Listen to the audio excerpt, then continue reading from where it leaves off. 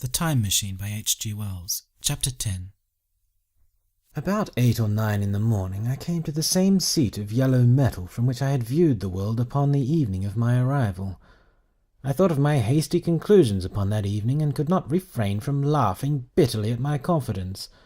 Here was the same beautiful scene, the same abundant foliage, the same splendid palaces and magnificent ruins, the same silver river running between its fertile banks.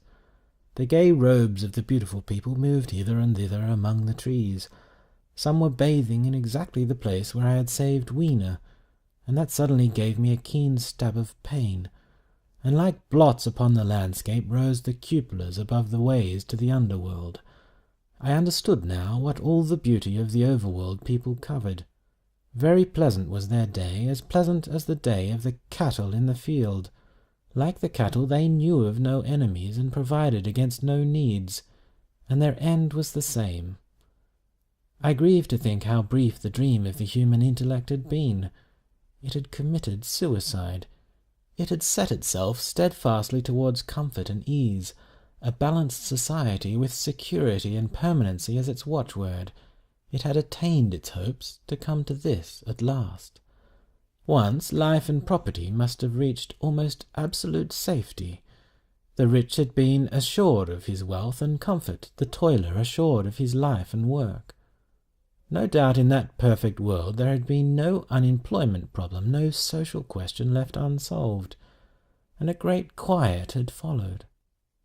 It is a law of nature we overlook that intellectual versatility is the compensation for change, danger, and trouble. An animal perfectly in harmony with its environment is a perfect mechanism. Nature never appeals to intelligence until habit and instinct are useless. There is no intelligence where there is no change and no need of change. Only those animals partake of intelligence that have to meet a huge variety of needs and dangers. So as I see it, the upper-world man had drifted towards his feeble prettiness, and the underworld to mere mechanical industry. But that perfect state had lacked one thing even for mechanical perfection, absolute permanency.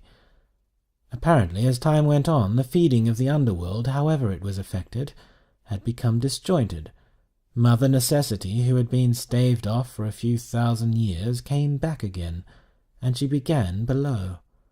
The underworld being in contact with machinery which, however perfect, still needs some little thought outside habit, had probably retained perforce rather more initiative, if less of every other human character, than the upper. And when other meat failed them, they turned to what old habit had hitherto forbidden. So I say I saw it in my last view of the world of 802,701. It may be as wrong an explanation as mortal wit could invent. It is how the thing shaped itself to me, and as that I give it to you. After the fatigues, excitements, and terrors of the past days, and in spite of my grief, this seat and the tranquil view and the warm sunlight were very pleasant. I was very tired and sleepy, and soon my theorizing passed into dozing. Catching myself at that, I took my own hint, and spreading myself out upon the turf, I had a long and refreshing sleep. I awoke a little before sunsetting. I now felt safe against being caught napping by the Morlocks, and stretching myself, I came on down the hill towards the White Sphinx. I had my crowbar in one hand, and the other hand played with the matches in my pocket. And now came a most unexpected thing. As I approached the pedestal of the Sphinx, I found the bronze valves were open. They had slid down into grooves. At that I stopped short before them, hesitating to enter. Within was a small apartment, and on a raised place in the corner of this was the time machine. I had the small levers in my pocket. So here, after all my elaborate preparations for the siege of the White Sphinx, was a meek surrender. I threw my iron bar away, almost sorry not to use it. A sudden thought came into my head as I stooped towards the portal. For once, at least, I grasped the mental operations of the Morlocks. Suppressing a strong inclination to laugh, I stepped through the bronze frame and up to the time machine. I was surprised to find it had been carefully oiled and cleaned. I have suspected since that the Morlocks had even partially taken it to pieces while trying in their dim way to grasp its purpose. Now, as I stood and examined it, finding a pleasure in the mere touch of the contrivance, the thing I had expected happened. The bronze panels suddenly slid up and struck the frame with a clang.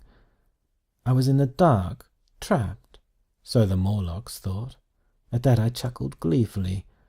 I could already hear their murmuring laughter as they came towards me. Very calmly I tried to strike the match. I had only to fix on the levers and depart then like a ghost. But I had overlooked one little thing. The matches were of that abominable kind that light only on the box. You may imagine how all my calm vanished. The little brutes were close upon me.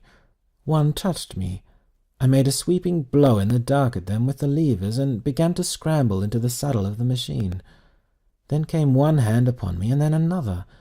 Then I had simply to fight against their persistent fingers for my levers, and at the same time feel for the studs over which these fitted.